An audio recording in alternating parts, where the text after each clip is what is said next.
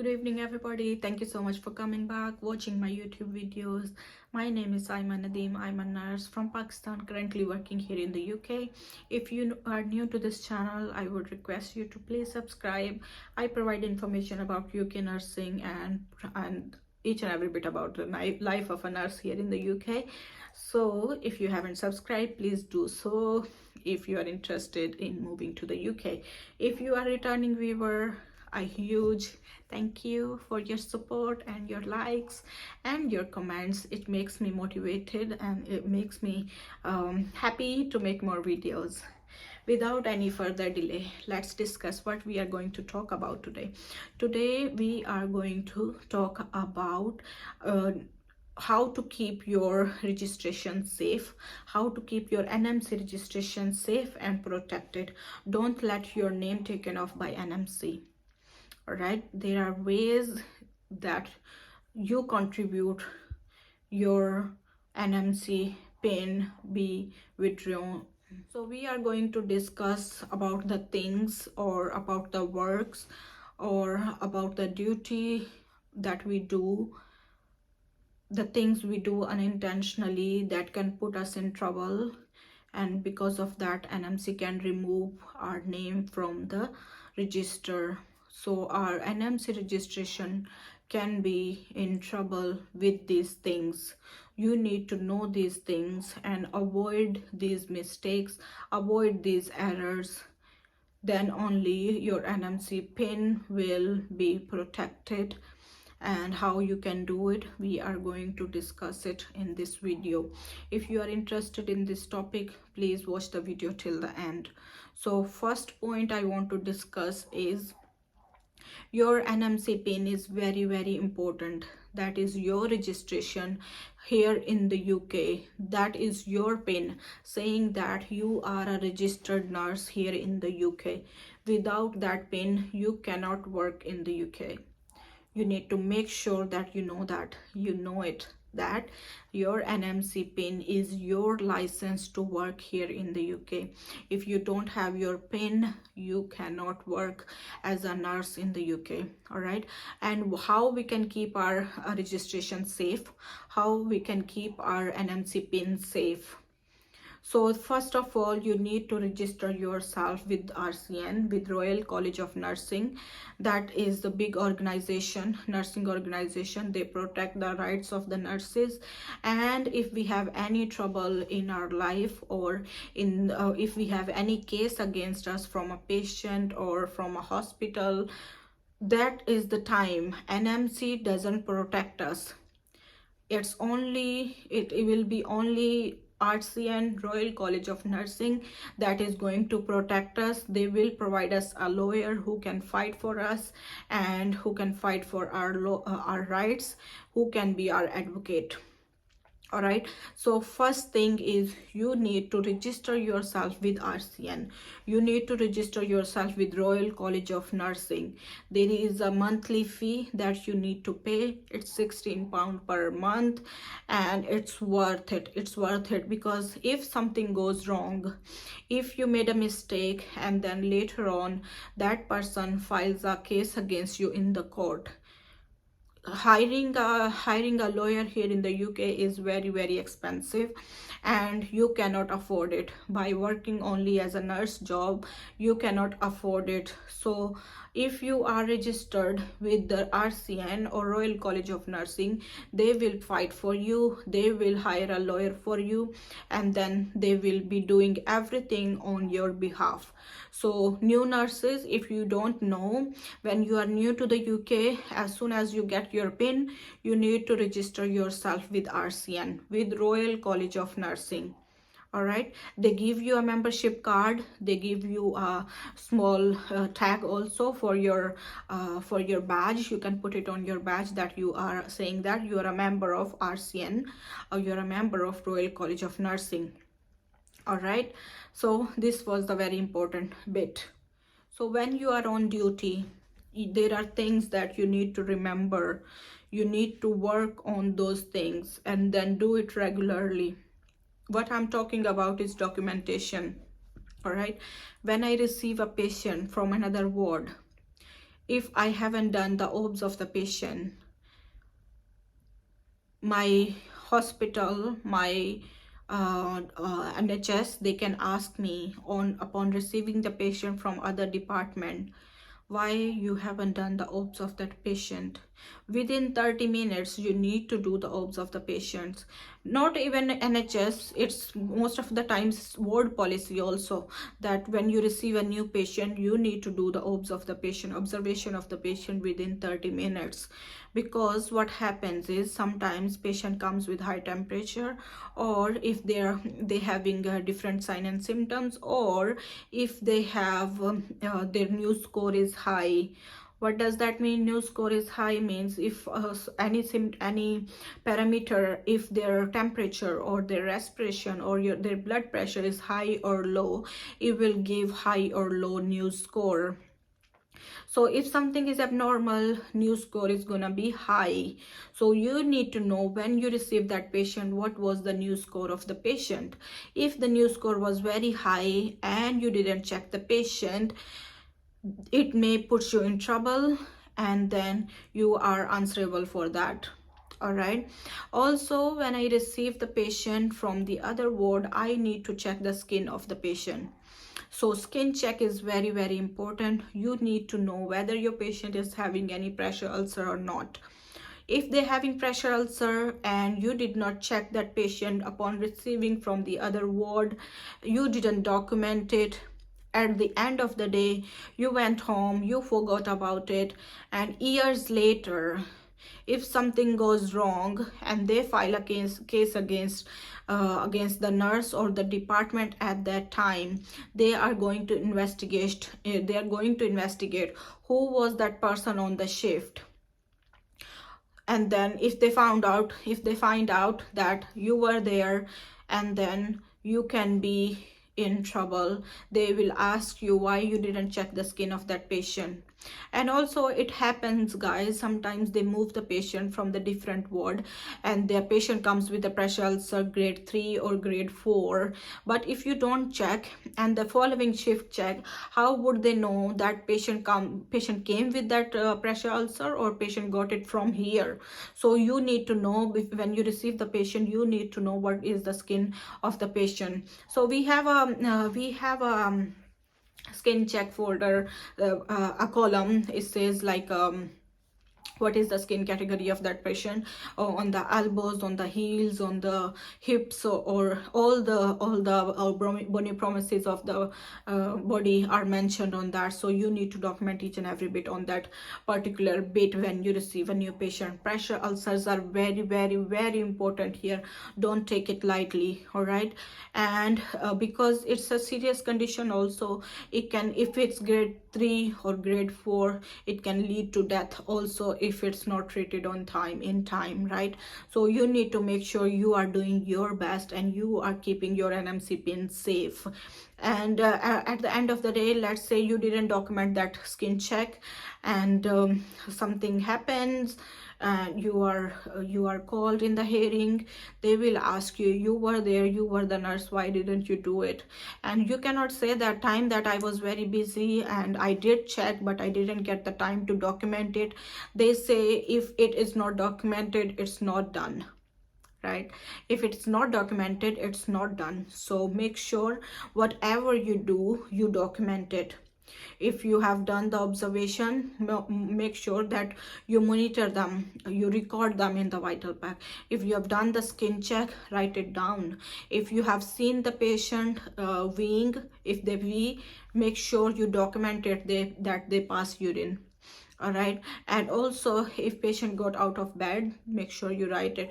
So documentation is very, very important. I'm sure you are a nurse, you would know that if it's not done, it's not, if it's not documented, it's not done, right? Same things applies for the catheter insertion, cannulation.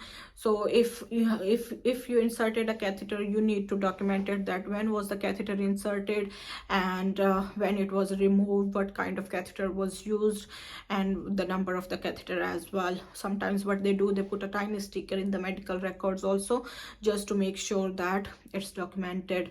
And also one more thing I want to say that can put you in trouble: when you discharge a patient, make sure your discharge summary is up to date. All right, so they don't ask the doctor that if this doctor discharged the patient and discharge summary is not complete. They ask the nurse who was on duty, the discharging nurse who was on duty, who discharged that patient and what went wrong in the discharge bit. Sometimes the doctors, they don't write if patient was not for resus or for resus. All right, if they don't write it in the discharge summary that patient is not for resus, wherever the patient goes or on the way back home, if something happens, they need to resuscitate that patient. If I don't give the do not resuscitation paperwork to the patient, there is a purple form here, it's called do not resuscitation, it's called DNAR form. All right, when I discharge a patient, I need to give that purple form to the patient. All right, then only if something happens on the way to home, or if something happens in the ambulance or on the road, they will see that this patient is not for resus, and they will not resuscitate that patient. But if I forget to give that paper, if I keep that paper with me with the other documents of the patient, the papers, all the papers, the file of the patient, if I keep it with me, if I keep the purple form with me, send the patient home with the discharge summary without that purple form, something happens, they need to resuscitate that patient. So what will happen at the end? The family, they can file a complaint against you that whoever discharged the patient didn't give the purple form and they resuscitated the patient. All right, so you know that do not resuscitation, what does that mean? It's a form which says that I don't want to be resuscitated, or if there is any medical condition, if there is any disease that doesn't allow them to be resuscitated, right? So you need to know whether my patient is for resus and not for resus. Same applies when emergency bell goes on in the ward. Don't just go and start CPR. All right, just you need to make sure that you know that this patient is for resus or not. What happens is like one of my support worker sees the patient is not responding, all right, or not breathing. They press the emergency bell. I ran into the ward. And then what happened? I start the CPR right now. No, it's not like that. You need to check in your folder if the patient is for resus or not for resus before you touch the patient. You need to also know the infection status of the patient, whether it's COVID or flu positive, before you do anything, right? If it's patient in the isolation, you would see that patient is isolated, so there must be something, right? Then you would know that you need to wear your first attender gown and each and everything. But if you don't know the status of the patient, if a patient is not infected, you go in the ward, you saw the emergency bell is ringing, patient is not responding, you started the CPR, what will happen then? Same, we are in a circle saying that the patient's family can complain.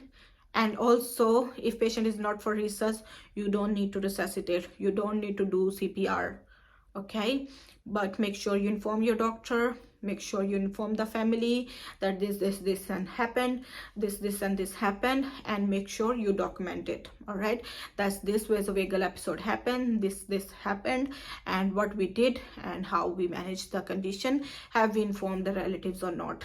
All right, so in summary, documentation is very, very important whatever you do, and also when you discharge the patient, and you need to register yourself with RCN to protect yourself. Also guys, you need to know when you discharge the patient that you're sending all the medication with the patient. If you are not sending the medications, the family or the care home will call you, they will trouble you, and they will give you hard time. All right, so before you send the patient, what happens is the pharmacy, you send a letter to the pharmacy saying that this patient is going to be discharged today. We need the medications, we call it TTOs, to take home. TTOs. So the pharmacy send a green bag. I didn't check, let's say I didn't check that green bag, what's inside, and I didn't check the discharge summary. I just print the discharge summary, I give that green bag thinking that pharmacy they have just given me this medication, and then I print the discharge summary, I give that green bag to the patient, and patient goes home, all right, or a care home. So later on, you got to know there was some control medication. They were there in the CD cabinet, in the control medication cabinet. You didn't put them in the green bag. So you are in the trouble. This is the point now. You will be in trouble. You will be told off by your manager, your nurse in charges. All right, so what's the correct procedure? When you get your medication from the pharmacy, you need to see the discharge summary. What are the medications mentioned on the discharge summary? All right, and check each medication if those medications are in the green bag or not. Or they can also say that this medication is in the patient pod, in the patient drawer. All right, then you take off that medication from the drawer, put it in the green box. And also, if the CD medication, if patient comes with this controlled medication, you need to give that medication back to the patient. If the doctors, they have removed that medication, then you don't need to give it back to them. You can discard them according to the hospital policy. But if the patient is still taking that medication, if that medication is still prescribed on the discharge summary, then it is your responsibility to take it out from the control medication cabinet, put it in the patient green bag, and send it to them. Send that medication home with the patient. All right, it's very, very important. If you don't do it, the family can complain against you, the care home can file a complaint against you, they can inform your manager, they can send an email to the consultants or to the managers also. So to avoid these complications, to avoid your NMC pin being in trouble, make sure you follow the correct protocol for discharging the patient, and to follow and do all the bits that you can to protect your NMC pin. Your NMC pin is very, very important. You struggled, you did maybe you spent 2 or 3 years preparing for your English test, isn't it? For your OET, you spent 6 months for your CBT, for your OSCE. You struggled, you've struggled financially, or you spent too much money on your visa, your tickets, so to gain this NMC pin. So now you got that pin, it is your responsibility. You are settled here, you are working, you are earning, so it is your responsibility to take care of that NMC pin. It is your responsibility to keep your registration safe. And also guys, you need to know that if you have a police conviction, if you have a police caution, then you need to report it to the NMC. So every 3 years we have a revalidation. What is revalidation?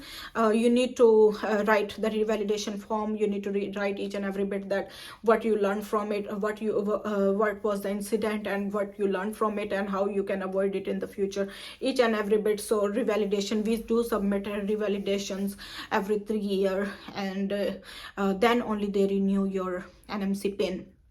So if I have a police conviction, if I have a police caution, I need to report it to the NMC. If I don't do it, they can remove my name from the register, because it is my responsibility to tell them. If something happens and then a year later or 2 years later, the NMC got to know that I have a police conviction, they can remove my name from the register automatically. So because they would know, because what happened is, every 3 years we do the revalidation and they renew the NMC pin. We pay the fees and each and every bit. Also, when you come to the UK, you do the DBS check also, police check, police clearance certificate we call it. In back home we call it police clearance certificate, but here we call it enhanced DBS. DBS is a police check. So when they do the police check, in the observations they can write that you have a police conviction or police any warning or anything, caution like that. So if I have some problem, if I have any trouble with the police, if I got any warning or any caution or conviction, I need to report it NMC to NMC. If I don't do it and they get to know that, they would know automatically, they would know. All right, you don't need to hide it, just tell it to them. All right, if I have something, I need to report it to NMC. It is my responsibility to inform it to NMC. This that way maybe they will not remove my name, because I'm going to be like maybe they will not remove my name thinking that I'm honest and I told them what happened and how it happened. But if I don't tell them, then it puts me in trouble. They can remove my name from NMC. So guys, you need to remember these bits. These are really informative points. I didn't know any of these. I didn't know that when I was in my first year.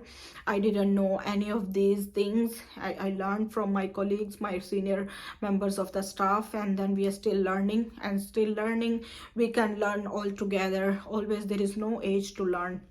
So make sure you know these bits and avoid these errors, and keep your NMC pin safe. So that's it for today. If you like this video, please give it a big thumbs up, share it with your friends and colleagues. I'll see you soon in the next video. Take care. Bye bye. God bless.